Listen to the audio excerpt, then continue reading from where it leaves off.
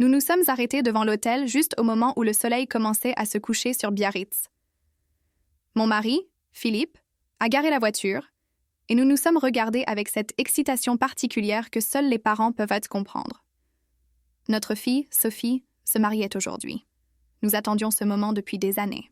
Je portais une robe couleur champagne que j'avais choisie spécifiquement pour ne pas faire de l'ombre à la mariée. Philippe arborait son plus beau costume. Nous avions fait 3 heures de route depuis notre ville pour être là à temps. Dans mes mains, je tenais une enveloppe contenant un cadeau supplémentaire que j'avais préparé avec tant d'amour. Nous nous sommes dirigés vers l'entrée de la salle de réception. C'était un endroit magnifique, avec des jardins illuminés et des fontaines. J'entendais la musique douce s'échapper de l'intérieur.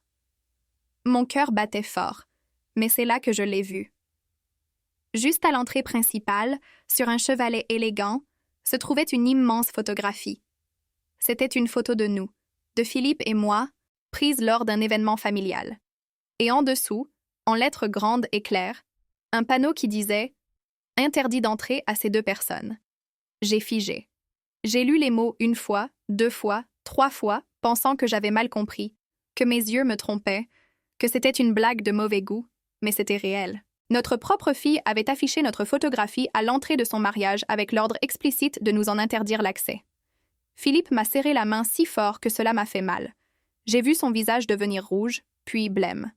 Un employé de l'hôtel nous a regardés d'un air gêné, ne sachant que faire. Je n'ai rien dit. Je n'ai pas crié. Je n'ai pas pleuré.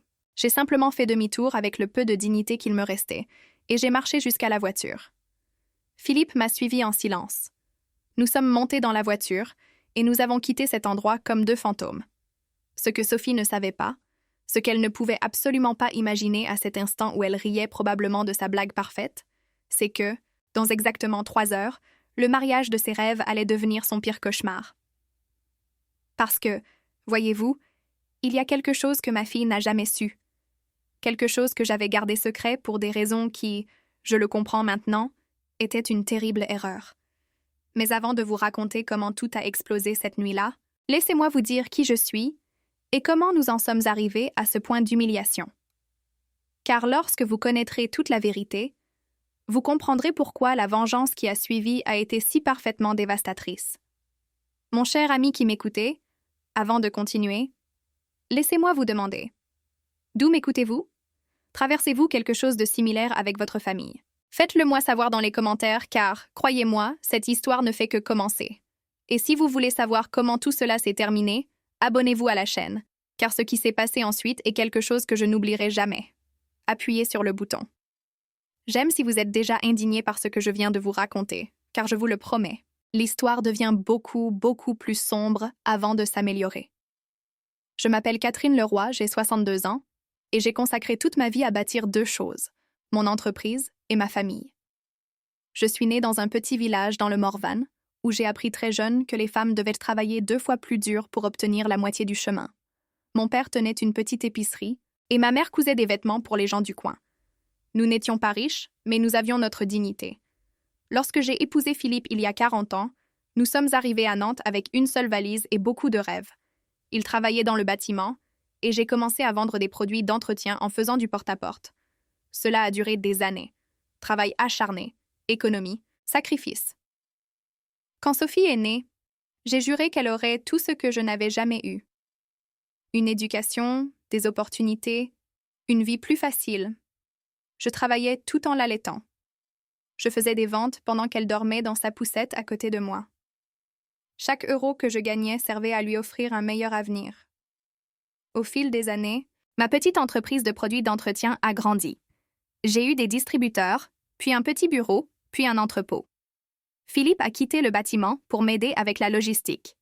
Ensemble, nous avons bâti une entreprise de distribution de taille moyenne. Cela nous assurait une bonne vie, pas extravagante, mais confortable. Sophie a fait des études en administration des affaires dans une grande école privée.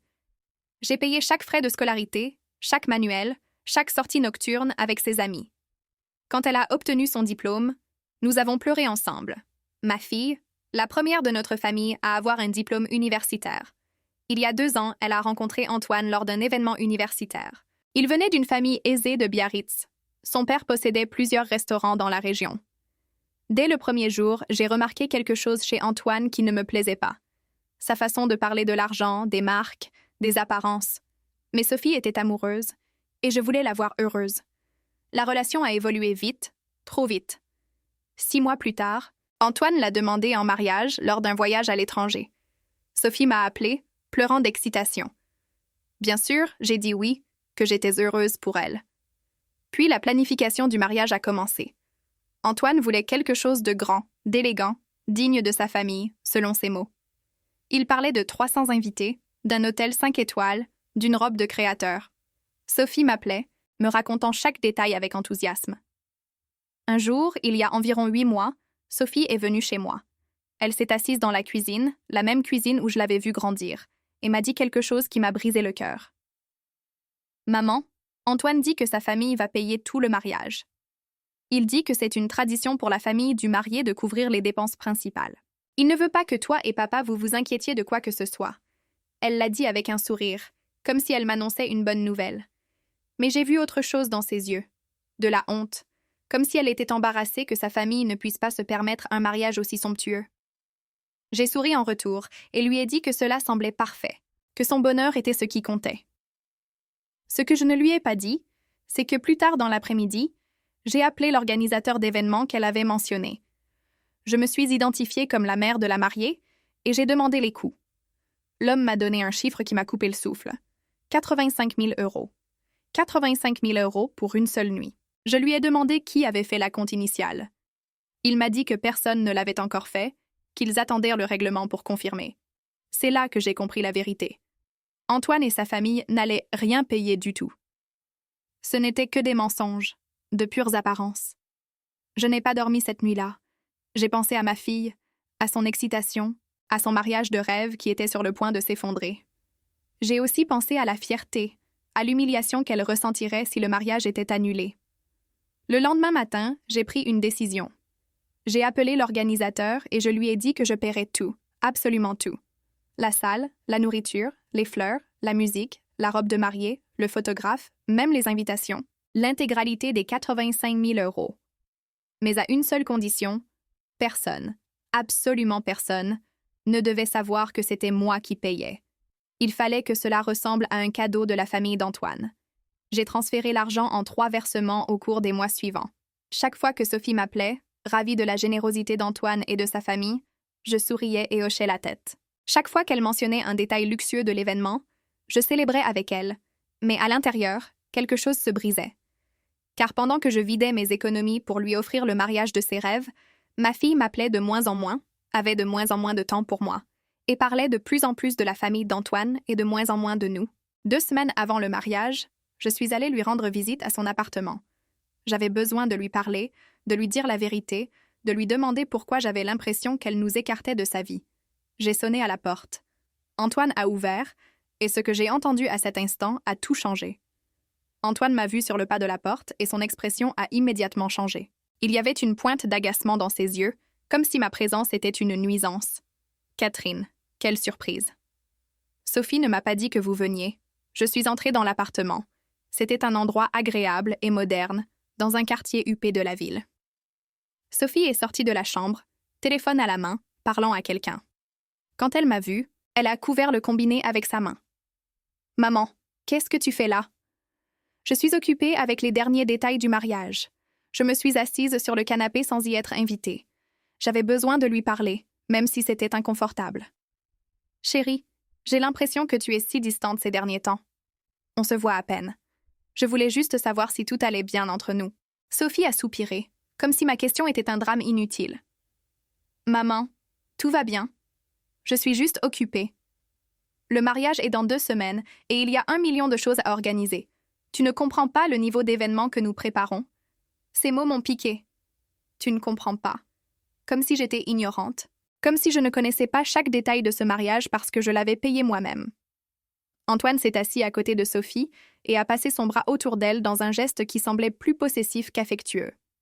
Le fait est, Catherine, que ce mariage est un événement important pour notre famille. Des investisseurs viennent, les associés de mon père, des gens importants de Biarritz. C'est différent de ce à quoi vous êtes habitués. Il l'a dit avec un sourire, mais le message était clair. Nous n'étions pas assez bien pour leur cercle social. J'ai dégluti et j'ai essayé de rester calme. Je comprends. Je veux juste m'assurer que nous aurons notre place dans la cérémonie. Ton père et moi voulons être là pour toi, Sophie. Ma fille a échangé un regard avec Antoine. C'était un regard rapide, mais je l'ai vu. Un regard de complicité qui m'excluait complètement. Bien sûr, maman, vous serez là. C'est juste que, bon, la table d'honneur est réservée à la famille d'Antoine et à quelques invités spéciaux. Vous serez à une table ordinaire avec quelques oncles et tantes. Une table ordinaire. Au mariage que je payais, mon mari et moi serions relégués à n'importe quelle table, tandis que la famille d'Antoine, qui n'avait pas contribué un seul centime, aurait la table d'honneur. Mais malgré tout, je suis restée silencieuse. J'ai pensé qu'au moins, nous serions là, que nous pourrions voir notre fille se marier. Et la remise traditionnelle de la mariée? Ton père a préparé son discours. Antoine a ri. C'était un rire court, presque méprisant. Oh, à ce sujet, nous avons décidé de faire une entrée plus moderne. Sophie va entrer seule, comme une femme indépendante. Vous savez, c'est le 21e siècle. Sophie a acquiescé mais n'a pas voulu me regarder dans les yeux. Oui, maman, c'est quelque chose que nous avons décidé ensemble. Je ne veux pas de cette vieille histoire du père qui livre sa fille comme si elle était une propriété. Je me suis levée du canapé. J'ai senti que si je restais 1 minute de plus à cet endroit, je dirais quelque chose que je regretterais. Ou pire, je pleurerais devant eux, et je n'allais pas leur donner cette satisfaction. C'est bon, chérie, c'est ton mariage. J'ai quitté cet appartement le cœur brisé. Dans l'ascenseur, j'ai laissé les larmes couler. Philippe avait eu raison depuis le début. Il avait vu ce que je refusais de voir. Les jours suivants ont été un enfer silencieux. Sophie ne m'a pas appelée une seule fois. J'ai découvert les détails du mariage via ses réseaux sociaux, où elle publiait des photos des préparatifs, toujours aux côtés de la famille d'Antoine. 1 semaine avant le mariage, j'ai fait quelque chose que je n'aurais jamais cru faire. J'ai vérifié le profil Facebook d'Antoine, et là, j'ai trouvé quelque chose qui m'a glacé le sang. C'était une publication d'il y a 3 jours, une photo de lui trinquant avec un verre de whisky, entouré de ses amis, et la légende disait « Dernière semaine en tant qu'homme célibataire. Merci à mon père pour le mariage de l'année. 85 000 € bien investis dans la bonne femme.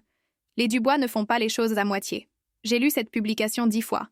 Antoine s'attribuait le mérite d'avoir payé le mariage. Il affirmait publiquement que sa famille avait tout payé. Il mentait sans vergogne et se vantait avec mon argent. J'ai pris une capture d'écran de la publication.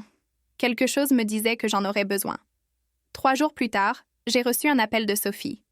Pendant un instant, j'ai pensé qu'elle me contactait enfin, qu'elle allait me dire que je lui manquais, qu'elle voulait me voir avant le mariage. « Maman, j'ai besoin que tu me rendes un service. » Sa voix était froide, pratique. Il n'y avait aucune affection. « Bien sûr, chérie, tout ce dont tu as besoin.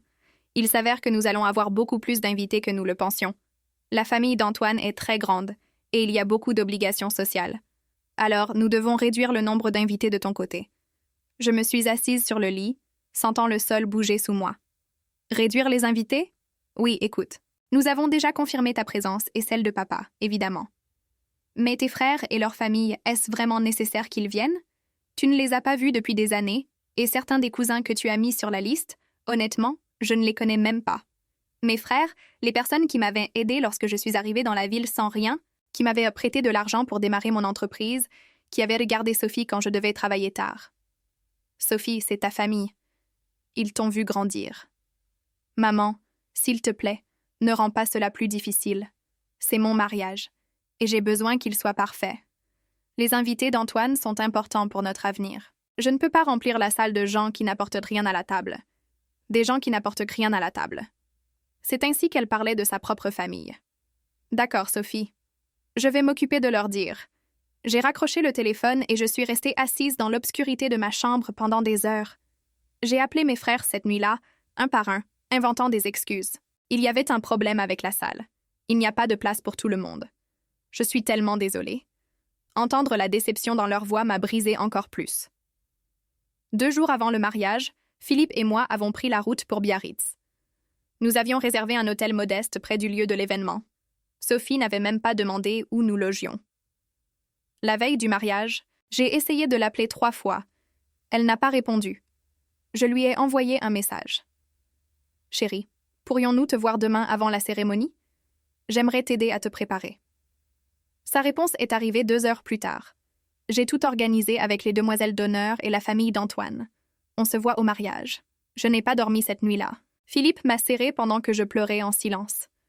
Mon mari, cet homme noble qui n'avait jamais dit un mot méchant sur notre fille, a finalement parlé.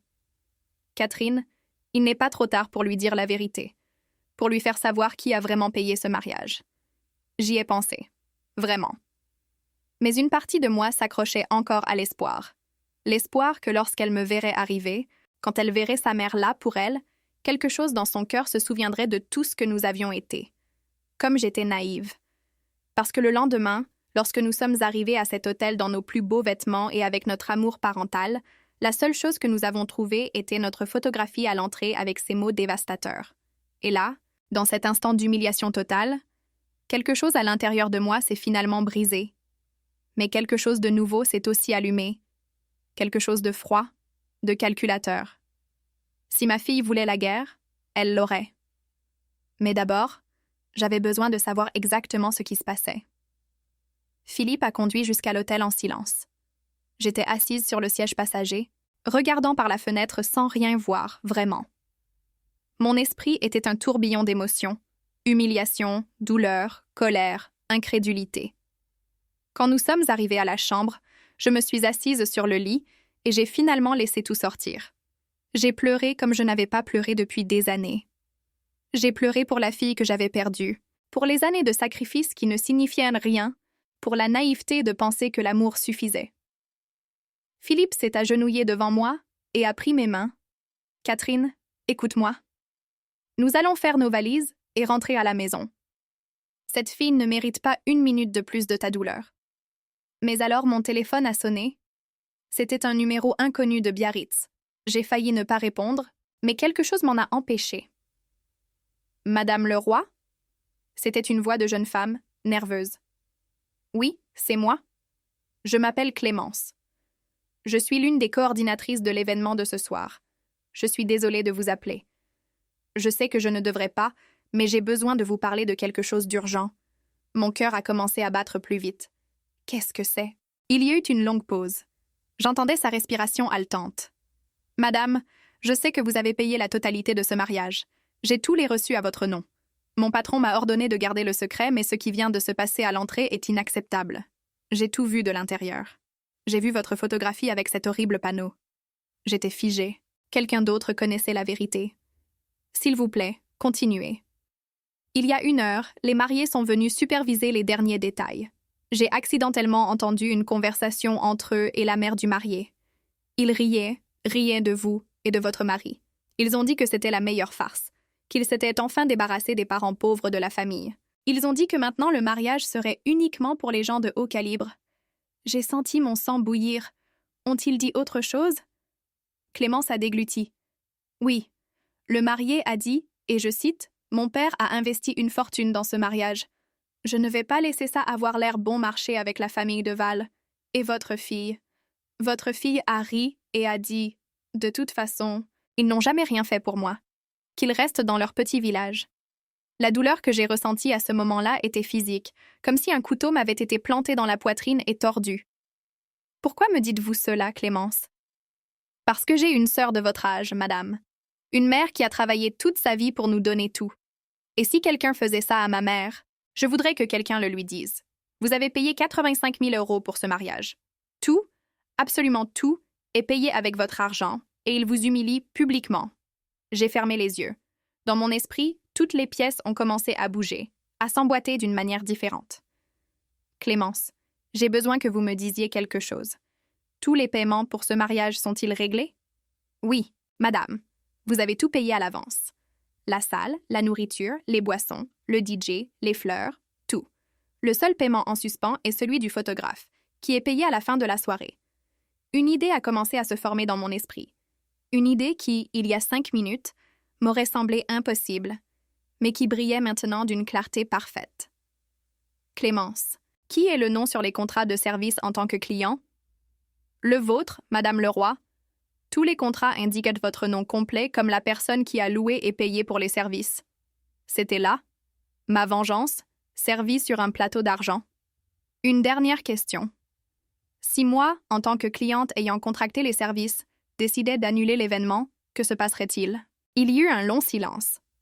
J'entendais la respiration tremblante de Clémence. Eh bien, techniquement, vous en avez le droit. C'est votre argent, votre contrat. La nourriture est déjà préparée, donc cela ne peut pas être annulé. Mais le service, la musique, les lumières, l'accès à la salle, tout cela pourrait être arrêté si le client le demande. Bien que ce serait le chaos absolu, madame. J'ai regardé Philippe. Mon mari me fixait, les yeux écarquillés, commençant à comprendre où mon esprit allait. « À quelle heure commence la cérémonie ?» j'ai demandé. « Dans 40 minutes. Puis la réception et le dîner à 8 heures. » Parfait. Clémence, j'ai besoin que vous fassiez quelque chose pour moi. J'ai expliqué mon plan. Au début, elle est restée silencieuse, pensant probablement que j'étais devenue folle.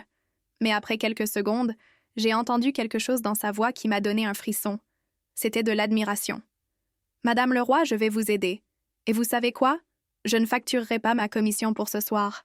Voir ça sera un paiement suffisant. » J'ai raccroché le téléphone et j'ai regardé Philippe. « Tu vas faire ce que je crois que tu vas faire, » a-t-il demandé. « Je vais donner à notre fille exactement ce qu'elle mérite. Je vais lui donner une leçon qu'elle n'oubliera jamais. » Je suis descendue du lit, je me suis lavé le visage et j'ai retouché mon maquillage. Il n'y avait plus de larmes dans mes yeux, seulement une détermination froide. Mais d'abord, nous allons laisser le mariage commencer. Nous allons laisser Sophie marcher jusqu'à l'autel. Nous allons la laisser prononcer ses vœux, et juste au moment où elle pensera qu'elle a sa vie parfaite servie sur un plateau. J'ai pris mon téléphone et j'ai ouvert mon application bancaire. Là, ils étaient, tous les reçus de paiement du mariage. 85 000 € de transactions que je pouvais prouver à tout moment. Je vais lui montrer qui détient vraiment le pouvoir ici. Philippe s'est levé et m'a serré fort. « Je suis avec toi. J'ai toujours été avec toi. Je sais, mon amour. Et c'est plus que ce que notre fille ne pourra jamais dire. » J'ai pris mon sac à main, j'ai mis tous les documents que j'avais apportés à l'intérieur, les reçus de paiement que, pour une raison quelconque, j'avais conservés, et je suis sortie de cette chambre d'hôtel une femme différente. La Catherine qui était entrée en pleurant et humiliée était morte dans cette pièce. La femme qui est sortie était quelqu'un d'autre, quelqu'un qui avait appris après 62 ans qu'une gentillesse sans limite n'était pas une vertu. C'était une faiblesse. Et j'en avais fini d'être faible. Il était 19h15. La cérémonie aurait dû commencer il y a 15 minutes. Sophie serait à l'hôtel, entourée de 300 personnes qui pensaient que la famille d'Antoine avait tout payé. J'ai pris mon téléphone et j'ai composé le numéro que Clémence m'avait donné. C'était la ligne directe du directeur de l'hôtel. « Bonsoir, mon nom est Catherine Leroy, et je suis la cliente qui a contracté l'événement qui se déroule dans votre salle de bal principale. J'ai les reçus de tous les paiements que j'ai effectués et j'ai une instruction très spécifique pour vous. » Le directeur à l'autre bout du fil s'est éclairci la gorge nerveusement. « Madame Leroy. Oui, je reconnais votre nom sur les contrats. Comment puis-je vous aider? » J'ai pris une profonde inspiration. C'était le point de non-retour. Je veux que vous annuliez le service. Tout. Immédiatement. Il y eut un long silence à l'autre bout. Le directeur de l'hôtel a toussé inconfortablement. « Madame Leroy, êtes-vous sûre? La cérémonie a déjà commencé. Il y a 300 invités dans la salle. Cela causerait un énorme problème. Je suis absolument certaine. Mais écoutez attentivement, car je veux que cela soit fait d'une manière très spécifique. » J'ai expliqué mon plan calmement, avec une froideur que je ne me connaissais pas. Le directeur a essayé de me dissuader 2 fois de plus. Mais lorsque je lui ai rappelé que j'étais celle qui avait payé chaque centime et que j'avais tous les documents légaux, son ton a changé. « Compris, madame. Ce sera fait exactement comme vous le commandez. » J'ai raccroché et j'ai regardé Philippe. Mon mari avait une expression que je n'avais jamais vue auparavant. C'était à moitié de l'inquiétude, à moitié de la fierté. « Es-tu absolument sûre de cela, Catherine? Je n'ai jamais été aussi sûre de quoi que ce soit dans ma vie. » Je me suis assise sur le lit et j'ai ouvert mon ordinateur portable. J'avais besoin de préparer quelques autres choses. Je me suis connectée à ma messagerie et j'ai rédigé un message très précis. J'ai joint tous les reçus de paiement, tous les virements bancaires, tous les contrats.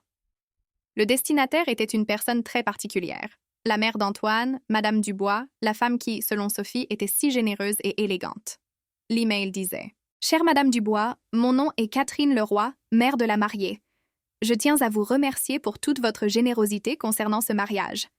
6 juin, vous trouverez des documents très intéressants concernant qui a réellement payé les 85 000 € pour cet événement. J'espère que vous apprécierez la soirée.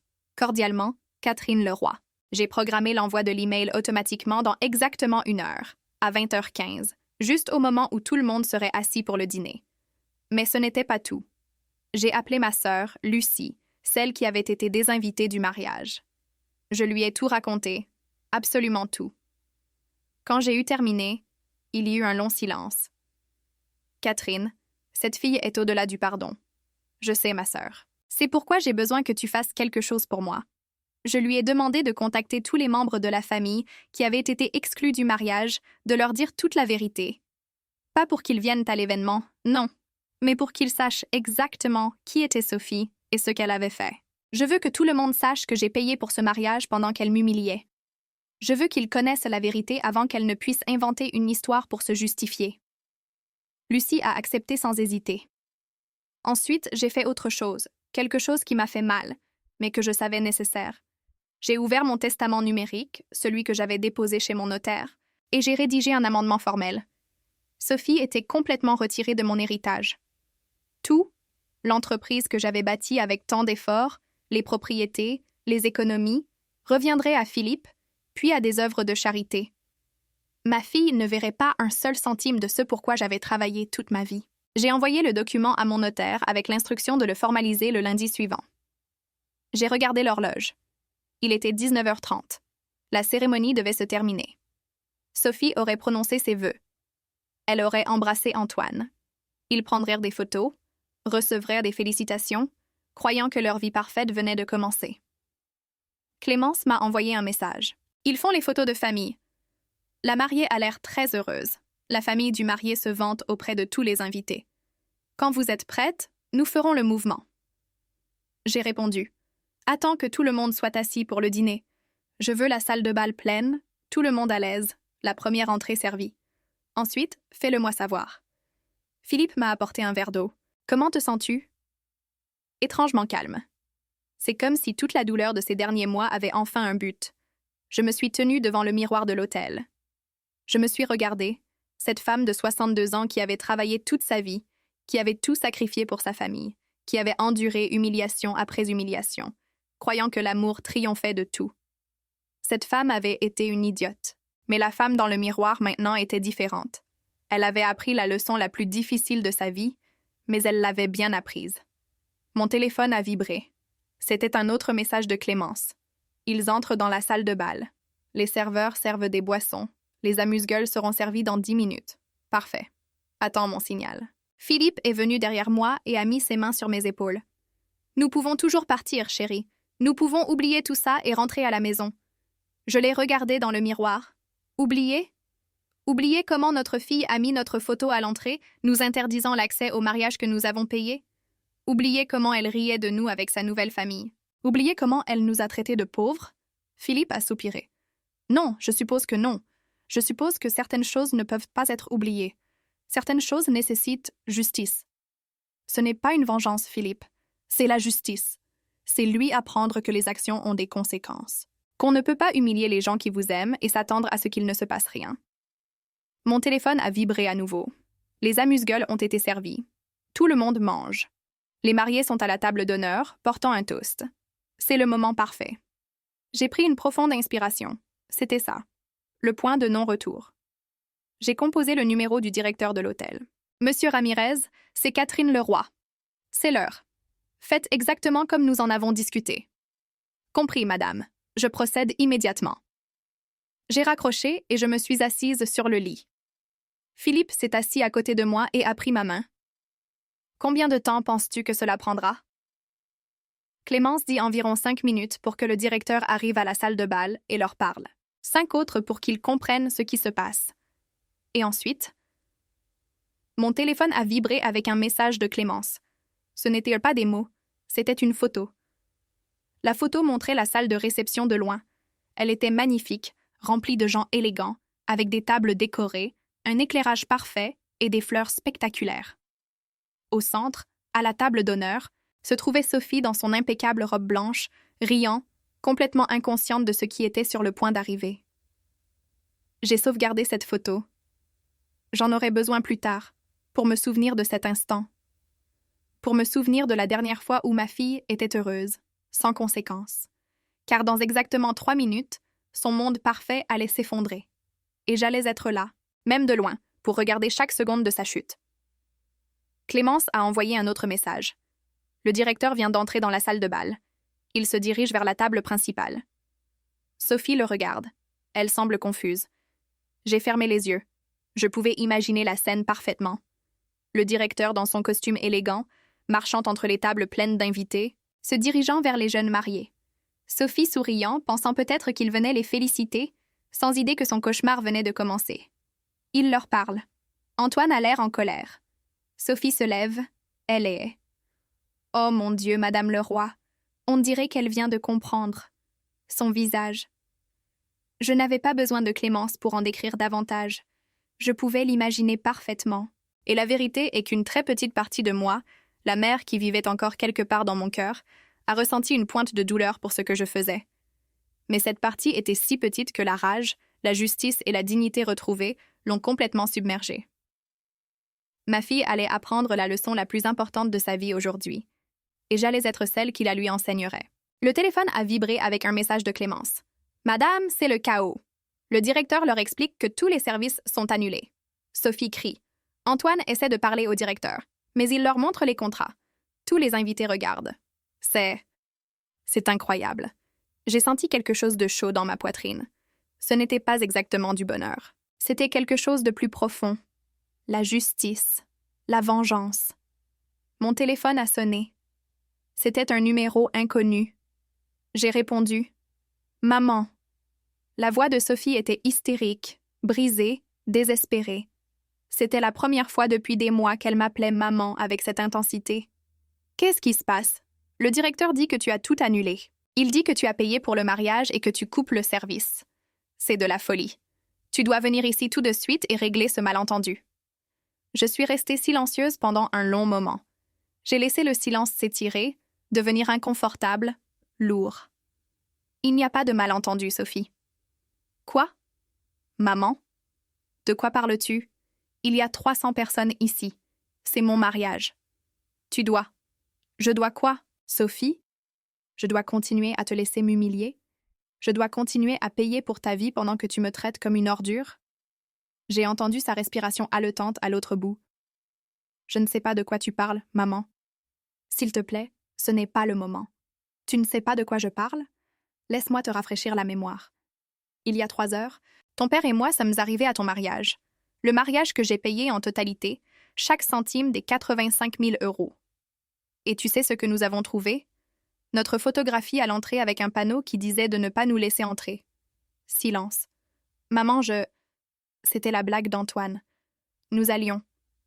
Ne me mens pas. Ma voix est sortie plus forte que je ne le voulais. J'ai entendu ce que tu as dit. Je vous ai entendu rire avec ta nouvelle famille, nous traitant de pauvres.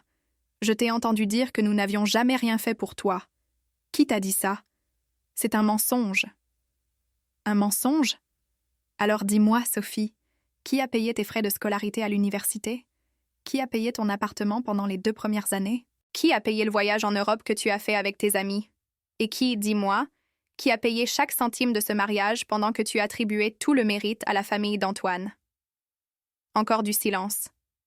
Je pouvais entendre des voix en arrière-plan, des murmures, le bruit du chaos. Maman, peut-on parler de ça plus tard? Pas maintenant. Non, Sophie, nous allons en parler maintenant. Devant tous ces gens importants qui sont venus à ton mariage. Devant la famille d'Antoine que tu admires tant. Parce que tu sais quoi? Je viens d'envoyer un email à ta belle-mère avec tous les reçus de paiement. Elle va savoir exactement qui a payé pour ce mariage. Non, maman, s'il te plaît, ne fais pas ça. Je t'en supplie. C'était là, la supplique. Après des mois d'indifférence, de mépris et d'humiliation, ma fille me suppliait enfin. Mais c'était trop tard. Écoute-moi très attentivement, Sophie. Depuis que tu as rencontré Antoine, tu m'as traitée comme si j'étais un obstacle. Comme si avoir honte de ta famille était normal. Tu as désinvité mes frères, les gens qui se sont occupés de toi quand tu étais enfant. Tu m'as relégué à une table quelconque. Tu as dit à ton père qu'il ne pouvait pas te conduire à l'hôtel. Et aujourd'hui, tu as mis notre photo à l'entrée, nous interdisant l'accès. C'est Antoine. Il a fait ça sans. Je me fiche de qui l'a fait. Tu l'as laissé faire. Tu as ri. Tu nous as traités de pauvres. Et maintenant que tout s'écroule, Maintenant, tu te souviens que tu as une mère. Je l'entendais pleurer. Maman, s'il te plaît, toute ma vie est là. Tout le monde regarde. Antoine est. Sa famille est. S'il te plaît, ne me fais pas ça. Je ne te fais rien, chérie. Tu t'es fait ça toute seule. En arrière-plan, j'ai entendu la voix d'Antoine crier « Donne-moi ce téléphone. Laisse-moi parler à cette vieille folle acariâtre. Quelque chose a basculé dans mon cerveau. Vieille folle acariâtre. » C'est ainsi que mon gendre m'appelait. « Sophie, passe-moi Antoine. » Maman, non. Passe-le-moi. Maintenant. J'ai entendu des bousculades, des voix, puis la voix d'Antoine, remplie d'une rage contenue. « Madame le roi, ce que vous faites est ridicule. Ma famille a des avocats, nous avons de l'influence. Vous ne pouvez pas annuler comme ça. Si, je le peux. Et je l'ai déjà fait. Chaque contrat est à mon nom. Chaque paiement est venu de mon compte. J'ai payé pour ce mariage, pas votre famille. Et maintenant, tout le monde va le savoir. Vous ruinez le jour le plus important de la vie de votre fille. Quel genre de mère fait ça? Sa question m'aurait blessée il y a 3 heures, mais maintenant elle m'a juste fait rire.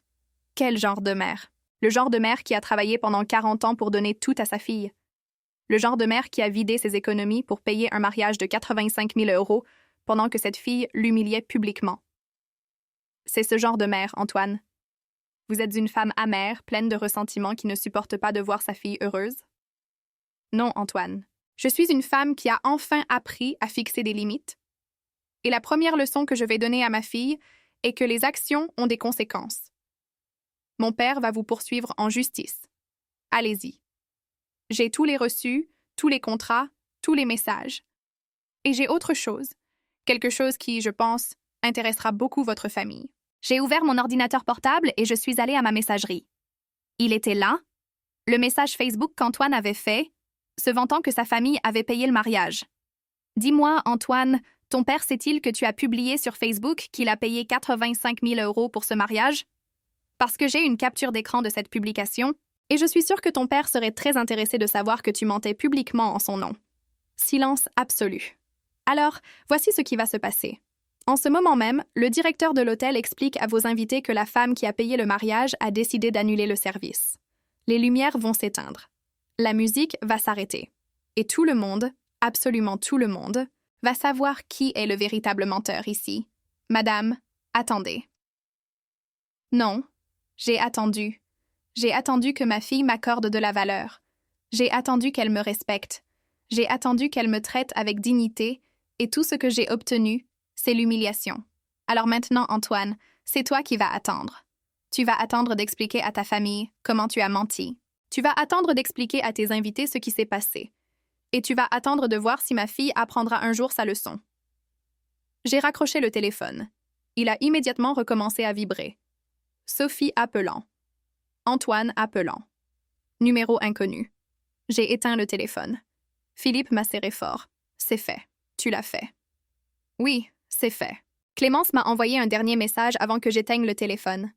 Les lumières viennent de s'éteindre. Seules les lumières de secours sont allumées. La musique s'est arrêtée. Les gens crient de confusion. Sophie est à genoux au milieu de la salle de bal, en train de pleurer. Antoine se dispute avec le directeur. Sa belle-mère vient d'ouvrir l'email sur son téléphone. Plusieurs membres de la famille l'entourent.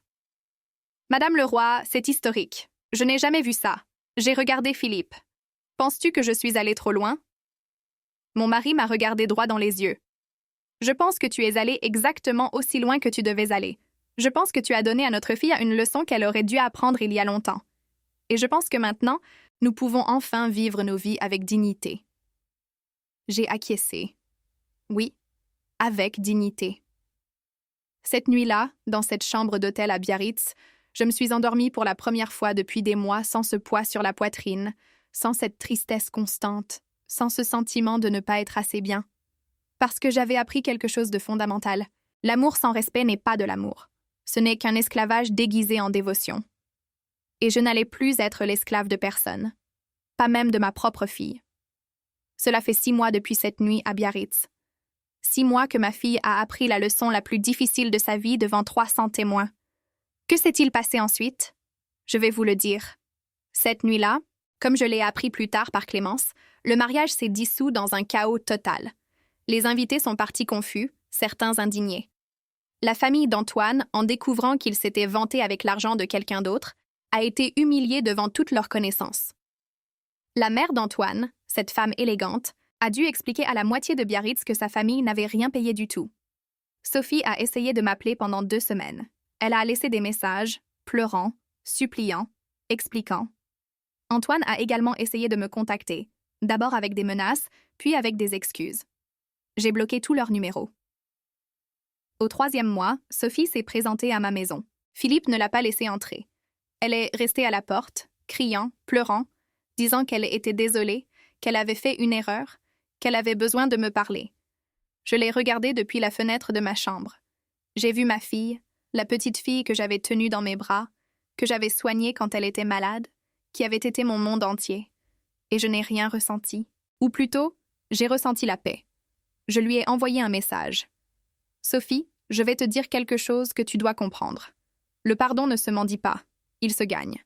Avec des actions, avec du temps, avec un véritable changement. Peut-être qu'un jour nous pourrons parler, mais ce jour n'est pas aujourd'hui, et il pourrait ne jamais arriver. C'est la conséquence de tes décisions. » Je n'ai pas eu de réponse. J'ai entendu par la suite que Sophie et Antoine sont toujours mariés, mais les choses ne sont pas faciles. Sa famille ne l'a jamais complètement accepté après le scandale. Elle a dû trouver un emploi parce qu'Antoine ne gagne pas ce qu'il prétendait. Ils vivent dans un appartement modeste, loin de la vie de luxe qu'elle imaginait. Une partie de moi est triste à ce sujet. La partie maternelle qui ne meurt jamais complètement. Mais la partie la plus grande, celle qui a appris à se respecter, comprend que ce sont les conséquences naturelles de ses actions. Quant à moi, ma vie a changé d'une manière que je n'aurais jamais imaginée. Philippe et moi avons vendu l'entreprise le mois dernier.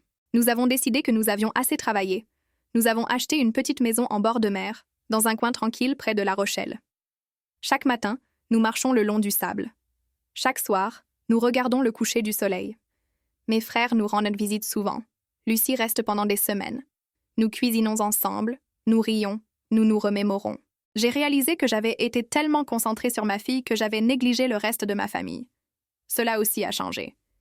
J'ai fait don d'une partie importante de mon argent à une fondation qui aide les femmes entrepreneurs. Des femmes comme moi qui ont commencé de rien. J'aime penser que le travail de ma vie aide maintenant d'autres personnes à bâtir leurs rêves. Le reste de l'argent est dans une fiducie pour Philippe et pour la charité. Sophie ne recevra rien de mon héritage. Cette décision est signée, scellée et définitive. Est-ce que je regrette ce que j'ai fait cette nuit-là? Pas une seconde. Parce que cette nuit-là, je n'ai pas détruit le mariage de ma fille. Cette nuit-là, je me suis sauvée. J'ai appris que l'amour sans respect est un poison déguisé en douceur, que la famille n'est pas une question de sang, mais de la façon dont on se traite, que même après 60 ans, on peut encore apprendre à dire « plus jamais ». À vous tous qui m'écoutez, à toutes les mères, les grands-mères et les femmes qui ont tout donné pour leur famille, pour ne recevoir que des miettes en retour, je veux vous dire quelque chose. Votre valeur n'est pas déterminée par ce que vous donnez. Votre dignité n'est pas négociable. Et il n'est jamais trop tard pour reprendre votre vie en main.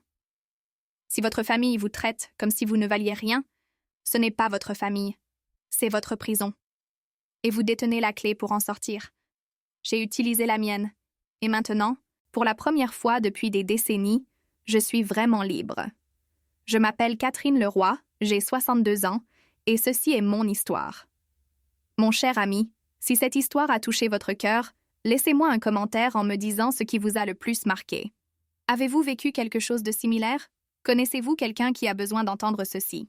Partagez cette histoire avec cette personne et abonnez-vous à la chaîne, car chaque semaine, je partage des histoires réelles de femmes qui ont retrouvé leur dignité. Appuyez sur le bouton. J'aime si vous pensez que Catherine a fait ce qu'il fallait. Et rappelez-vous, il n'est jamais trop tard pour reconquérir votre valeur. À très vite pour la prochaine histoire.